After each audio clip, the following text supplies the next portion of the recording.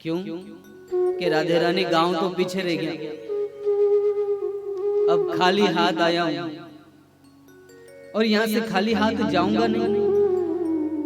अब ये मत सोचना कि कथा के बाद सोनी जी आपको एक एक सोने की चेन बांटेंगे, ऐसा कुछ नहीं है ना। तो किसी इस बहाने आए हो तो नहीं। कहने का अर्थ ये है कि राधे रानी गांव पीछे रह गया, खाली हाथ आया हूं, लेकिन जब यहां से जाऊं तो तेरा प्यारा मेरे साथ जाए, ठाकुर मेरे साथ जाए, खाली नहीं जाऊंगा। क्योंकि मेरे कहने से ठाकुर आएगा नहीं, लेकिन आप कहोगी ना तो वो जरूर आएगा, आपकी बात तो वो टालता नहीं। और जब कोई इस भाव के साथ किशोरी जी को बोलता है ना कि तेरा लाला हमें दे दे, तेरा कान्हा हमें दे दे, तेरा प्रीतम हमें दे दे, तो राधे कहती है कि मेरा प्रेम तो बांटने के लिए, अरे मैंने गोपियों में बांट दिया, मैंने जगत में बांट दिया, तो जो गोलोक धाम में बैठे उनको तो मैं पहले प्रेम बांटूंगी। क्यों? क्योंकि राधे रानी गोलोक धाम में ही निवास करती है। भगवान श्री राम साकेत धाम में वास करते हैं, भगवान श्री हरि वैकुंठ में वास करते हैं, ब्रह्मा जी ब्रह्मलोक में, और भोले बाबा हमारे पहाड़ पे बैठे ही हैं कैलाश पर, है ना। लेकिन राधे रानी जो है वो गोलोक धाम में ही वास करती है। इसीलिए हमने गौशाला का नाम है गोलोक धाम रखा कि जहां राधे होगी वहां कृष्ण को तो आना ही पड़ेगा, और कृष्ण आ जाएंगे तो बात ही खत्म, आवागमन से स्वतः मुक्ति।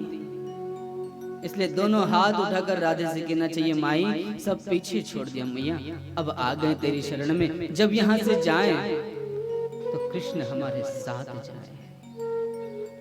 जब 7 दिन के बाद हम जब यहाँ से उठें तो ऐसे प्रेमी बन के उठें, ऐसे आनंद में उठें कि जहाँ रहे वो कृष्ण हमारे साथ ही रहे।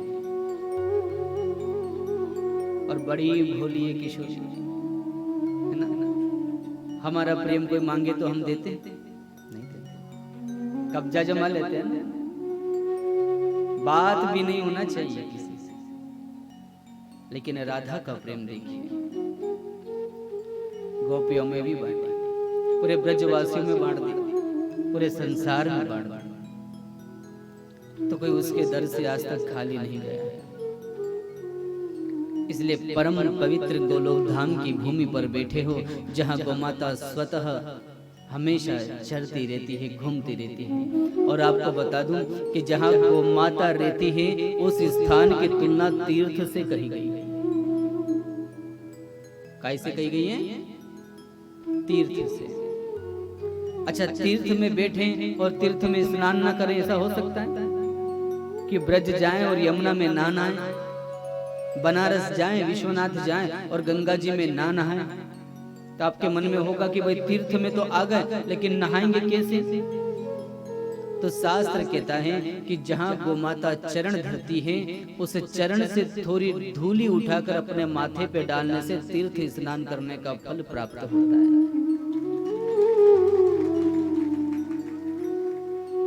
ऐसा मैं नहीं कहता, ऐसा उपनिषद कहते हैं। एक गावो उपनिषद, उसमें लिखा है कि जहां गोमाता चरण धरे, उस चरण धूलि को उठाकर अपने माथे पे धारण करने से तीर्थ में स्नान करने का फल स्वतः ही प्राप्त हो जाता है। और जहां पर गोमाता आनंद से रहती हो, आनंद से रंभाती हो, उस स्थान को शास्त्रों ने तीर्थ स्थान कहा है। तो हमारे लिए तो दोनों सुलभ है, हम तो त्रिवेणी में ही बैठे हैं ना। अब त्रिवेणी कैसे? पहले तो गोलोक धाम तीर्थ हुआ, फिर गोमाता की रज नदियां हो गई, और उसके बाद फिर भवतारिणी श्रीमद् भागवत महापुराण की कथा, तो त्रिवेणी में स्नान कर रहे हो। और जो त्रिवेणी में स्नान करता है उसके सारे पाप तो स्वतः कट जाते हैं। बोलो राधे राधे। जोर से बोलना पड़ेगा ना, और जोर से। तो इन 9 दिनों में ठाकुर और किशोरी जी से ऐसी प्रार्थना करो कि हमारे सारे पाप धुले और आपकी निश्चल प्रेम और निश्चल भक्ति हमें प्राप्त हो। क्योंकि भागवत जो होती है ना सब, ये भाग्य से मिलती है, ऐसे ही नहीं मिल जाती है। विचार करो, इतने बड़े नगर में इतने लोगों को क्यों चुना? इतने बड़े नगर में इतने लोग क्यों पहुंचे? भाग्य में थी तो पहुंची, भाग्य में नहीं होता है ना तो सामने पड़ा हो नहीं मिलता। एक शंकर जी का बड़ा प्यारा भक्त था, भगवान भोलेनाथ की बड़ी पूजा करता था, लेकिन था बड़ा गरीब। ये दशा देखकर माता पार्वती को एक दिन दया आ गई। थोड़ा बड़ा गौर से सुन। माता पार्वती ने कहा कि मैंने तो सुना है कि आपके जो भक्त रहते हैं वो कभी निर्धन नहीं रहते, लेकिन आपका ये भक्त बड़ा निर्धन है, इसको कुछ दो ना, आप तो उघड़दानी हो। भोलेनाथ ने कहा इसके भाग्य में नहीं है, क्या दूं? बोले नहीं, आप तो भाग्य पलट सकते हो। बोले नहीं, कर्म की रेखाएं कभी नहीं पलट। बोले नहीं, आप तो ईश्वर हो, चलो आप नहीं पलट सकते तो मैं तो कुछ दूंगी सही। तो पति पत्नी दोनों रास्ते से जा रहे थे। माता पार्वती को बड़ी दया लगी तो उन्होंने एक धन की पोटली रास्ते में रख दी कि ये जा रहे हैं, इनकी नजर पड़ेगी तो धन उठा लेंगे तो इनकी दरिद्रता दूर हो जाएगी। अब दोनों जा रहे थे, पति के मन में आया, पत्नी से कहता है, अरे सुनती हो? बोले क्या है? बोले ये अंधे लोग रोड पे चलते कैसे होंगे? अंधे? तो पत्नी ने कहा इसमें पूछने की क्या बात है, आंख बंद करो और थोड़ी दूर चल के देख लो कैसे चलते। तो पति पत्नी ने कहा चलो दोनों आंख बंद करके चलते, देखते अंधे लोग कैसे चलते होंगे। तो दोनों ने आंख बंद करके अपना रास्ता आगे की ओर बढ़ाया। इतने में वो धन की पोटली पीछे रह गई। आगे जैसे गए धन पीछे आगे निकल गए। पति ने कहा देखा अंधे ऐसे चलते। पर माता पार्वती ने कहा अकल के अंधों, आंख खोल के चलते तो दुख दूर हो जाता। भाग्य में नहीं है तो मिलेगा भी नहीं, चाहे सामने पड़ा हो।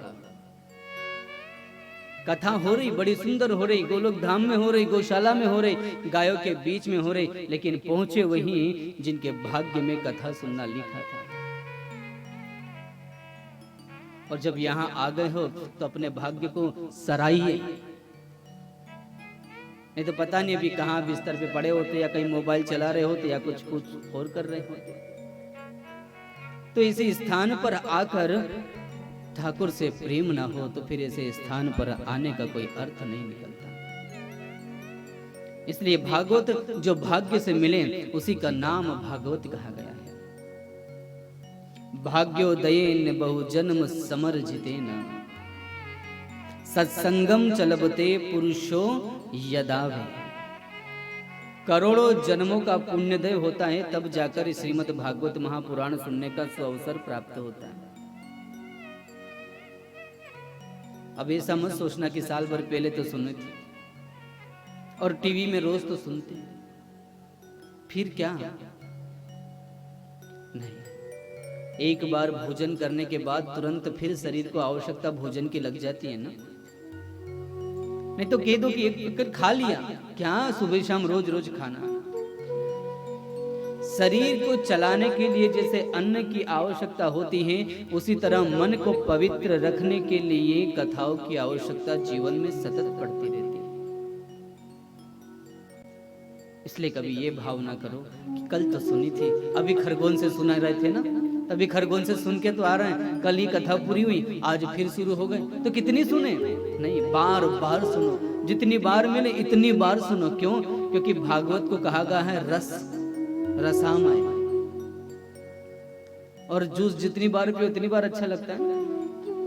भोजन के बाद भी डट के खाया, उसके बाद भी कोई बोले कि जूस पीना है तो कि हाँ एक गिलास तो चलेगा इसे। तो भागवत का जो कहा जाता है उसे रस कहा जाता है, कि भागवत कोई ग्रंथ नहीं है, ये रसिकों का रस है। जिसे कृष्ण नाम, जिसे राधा नाम में आनंद आता हो, ये उसका रस है। अब जिसे आनंद ना आए, राम कथा जो सुन ही अघाई, रस विशेष जाना तिन नाय। जिनको भगवान की कथा सुनने में कोई रस प्राप्त ना हो, जिन्हें कृष्ण की कथा सुनने में कोई आनंद प्राप्त ना हो, तो समझ लेना कि अभी कृष्ण से वास्तविक प्रेम हुआ ही नहीं। वरना इस दुनिया में कौन ऐसा होगा जिसे अपने प्रीतम के पास बैठने में आनंद की अनुभूति ना प्राप्त होती हो। आ गए हो और भाग्य ले आया है तो सुन लो।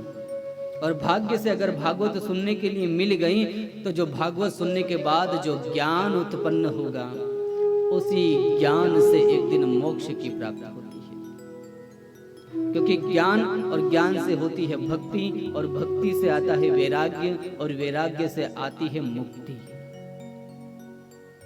और भागवत ना सुने तो ज्ञान तो होगा ही नहीं। ठीक है, गुरु जी का काम है कथा करना, वो करना।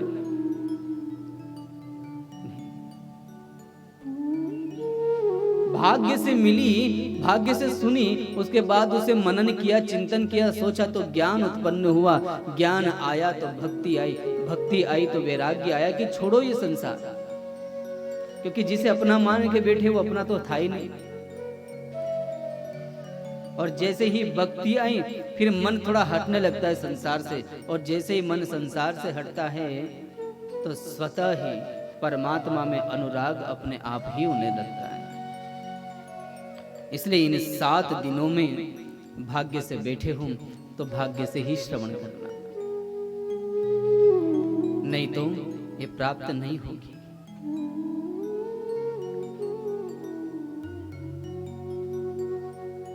अभी रामायण की कथा में मैंने सुना कि एक बार त्रेता जुग माई शंभु गए कुंभज ऋषि पाही। कभी आपने सोचा है कि देवताओं को भी कथा सुनना होती है ना, तो वो जमीन पर आते हैं। स्वर्ग में कथाएं नहीं है। भगवान शंकर को भी कथा श्रवण करना था तो धरती पर अगस्त्य मुनि के पास आए और आकर कहा कि हमें कथा श्रवण कराइए। और ऋषिवर कहते हैं आपको कथा सुनाओ? जो स्वयं ज्ञान के भंडार हैं उन शंकर को कथा सुनाओ।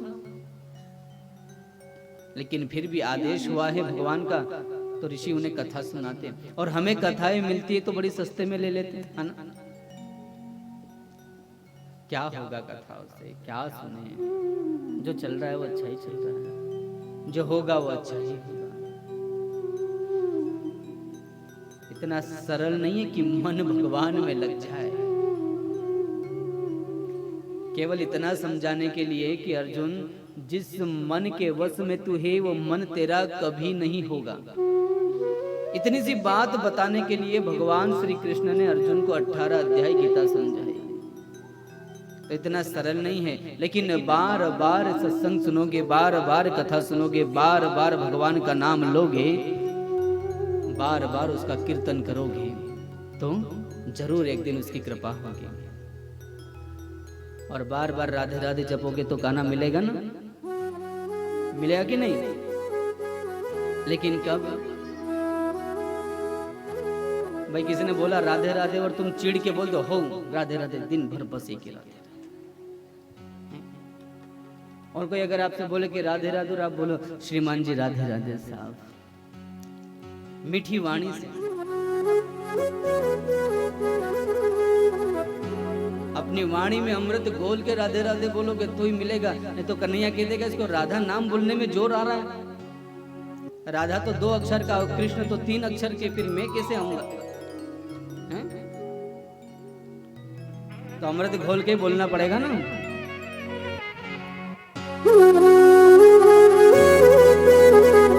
और कीर्तन हो तो ताली बजाना चाहिए।